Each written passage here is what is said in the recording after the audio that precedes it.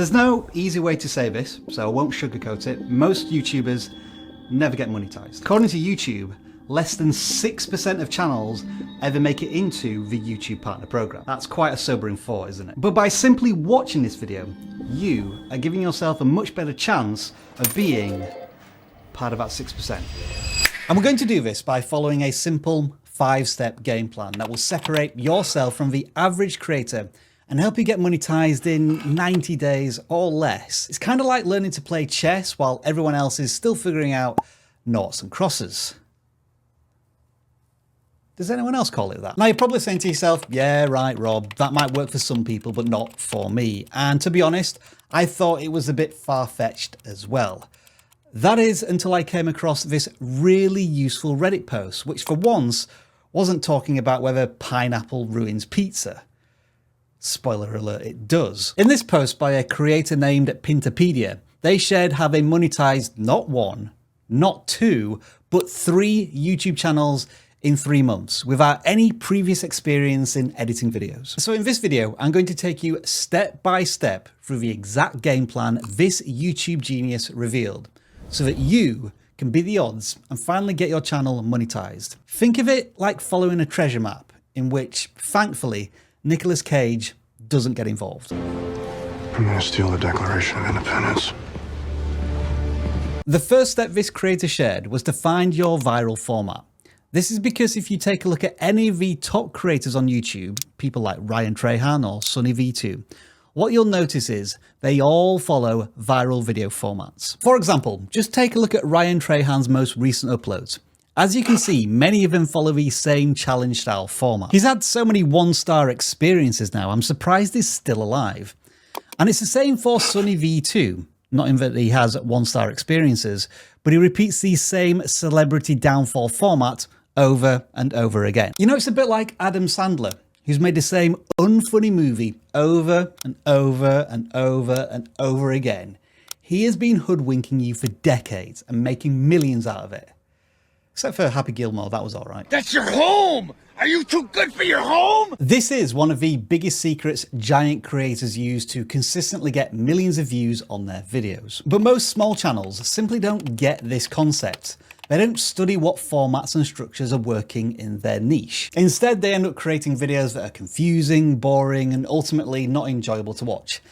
Kind of like watching paint dry, but with less character development, in black and white. Forced to watch at 0.25 speed. But our anonymous Reddit guru was smart. As you can see in this comment here, they decided to pick video essays as a viral video format they would follow. This format is used by big creators, helping their videos earn them millions of views. And when Pinterpedia tested it out on their own channel, it helped them get results like this on their first few uploads. But not only did this help them hit some home runs in their first few videos, it also helped them make videos faster. Why? Because once you know the format of your video, it becomes much easier to make. It's like trying to follow a recipe from the Great British Bake Off. Just fill in the blanks with your own ingredients. Rather than planning your own structure from scratch, you can focus on adding your own flavour. Just try not to end up with a soggy bottom. You knew I was going to say that, didn't you? So if you want to get monetized in 90 days, then here's how you can find your own viral video formats. First, find your top 3 competitors and sort by their best performing videos. Look to see if you can find any repeated formats that are obviously working well. For example, if you study someone like Eamon Gadzhi, it becomes pretty obvious pretty quickly, but he follows a format called a listicle. These are videos that cover stuff like 5 steps to achieve X or 10 things that will make you X. So research your competitors and make a list of all of the different possible formats. Then pick the best one and test it. If it performs well, create more. If it doesn't, move on to the next test.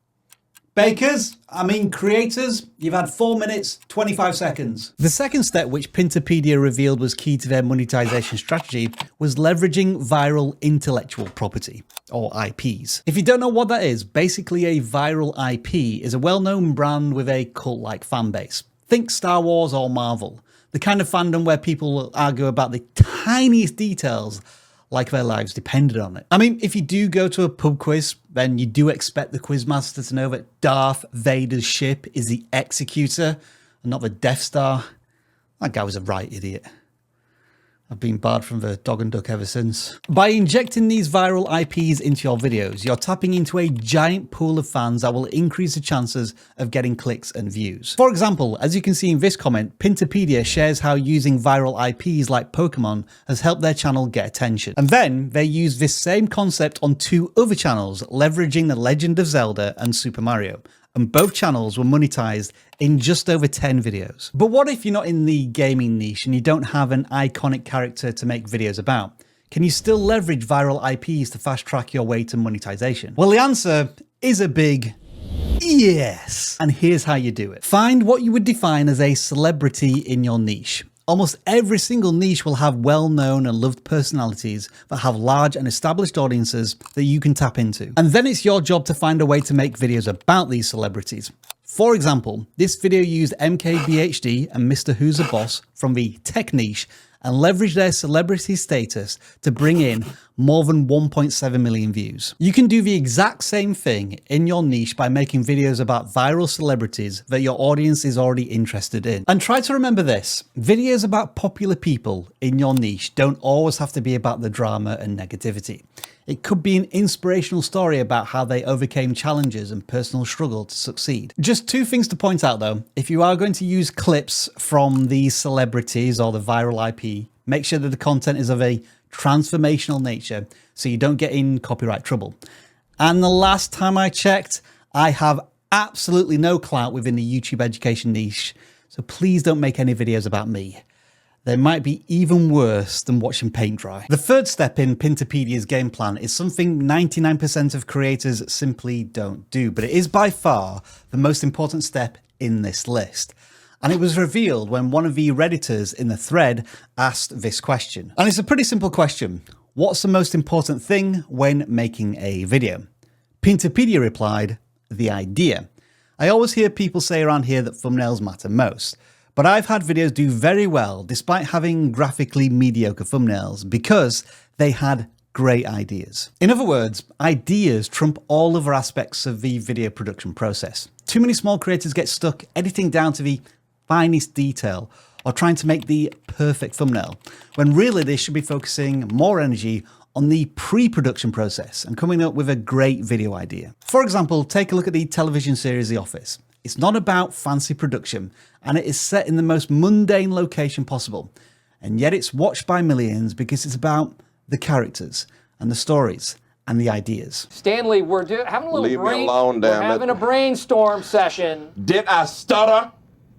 I mean, don't get me wrong, Stanley's cool, but he doesn't get much work done, does he? So here is what I want you to try when you start your next video. Spend twice as long as you normally would do coming up with video ideas. Yes, thumbnails, titles, scripts, they're all important, but they are built on the foundation of the idea. But how do you come up with better video ideas? Well, naturally, one of our favorite ways is to use one of vidIQ's features called the outlier tool. It will allow you to find video ideas that are already generating large amounts of interest for other channels, even in other niches, that you can use as inspiration for your own viral video. And here's how it works. Once you've created a vidIQ account, go to app.vidiq.com, then go to the outlier screen, simply type in your niche into the search bar. These are all videos that are performing very well for their respective channels, so find an outlier video that gets your attention.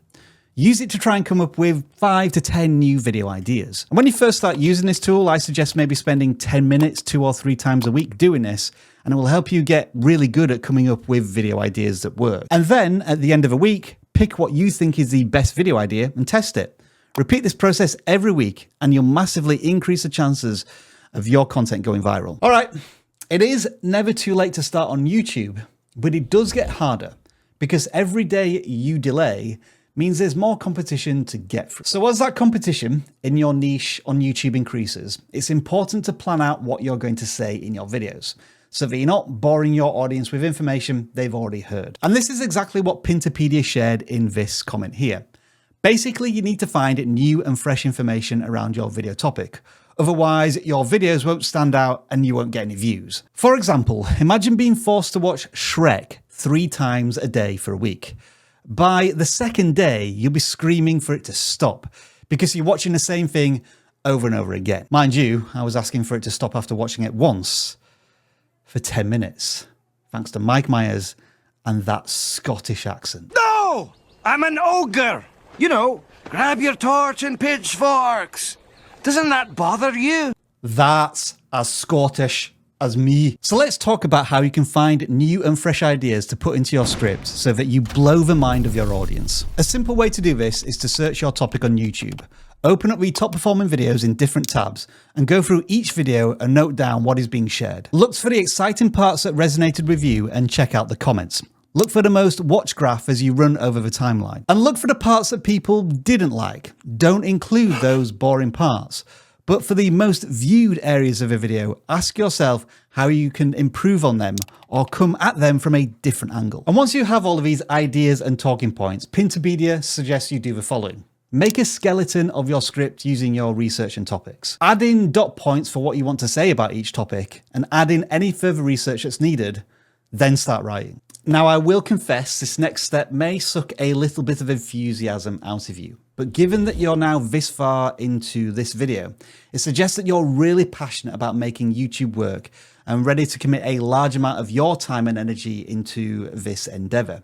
So treat YouTube like it's your job and your channel like it's your business. So a lot of new creators think they will just slap together a few videos, get monetized, and start making a full-time income on YouTube. But this rarely happens. If you do ask any full-time YouTube creator, they will tell you that it took a lot of work in the beginning to build up their channel and get monetized. And Pinterpedia revealed it was no different for them. As you can see, they committed to a consistent schedule, ensuring that they showed up for their audience time and time again, building up that know, like, and trust factor. They worked 5 days a week on their channel, uploaded at least one video per week per channel, and were consistent with this strategy for months. And I suggest that if you want to get monetized in 90 days, you should follow a similar strategy. So here are some specific actions you can take to treat YouTube like a full-time job. Pick an upload schedule and be consistent. A very general rule of thumb is to try and upload at least once per week. But every time you make a video, dedicate time to improving your skills. This can be things like coming up with better video ideas, your design and editing skills, or your script writing. Show up for your audience even when you don't feel like it. This one's rarely talked about, but is key. Make a commitment to show up no matter what. Remember, sometimes a real job can be like this, but you still push through, right? I am telling you, in my early days as a YouTuber, when I was barely breaking 100 views per video, this mentality really got me through the hard times. And as you are dedicating time to improving your video skills, try to focus on at least one thing every video. Don't try and make everything perfect. Focus on those incremental 1% improvements. There are two things I commonly say in these videos. Nothing beats experience, and your 100th video will always be infinitely better than your first video. But you've got to get through those 100 yards of videos. If you treat YouTube as a full-time job from the start, you'll soon figure out if you actually want to do this for the long term. You want to reach a point where if someone asks you, are you still doing that YouTube thing? Your reply is, of course I am, I love it. I wouldn't want to do anything else. Now, a little earlier on, I did briefly talk about the concept of outliers, but there is so much more to show you on this topic. So if you're interested, I highly recommend you watch this video next, where I do a full breakdown of our outlier tool and reveal how you can come up with endless video ideas that will accelerate the growth of your channel and get monetized. What's this? Piantopedia. Oh, Piantopedia. I've been saying it wrong for the entire video, haven't I?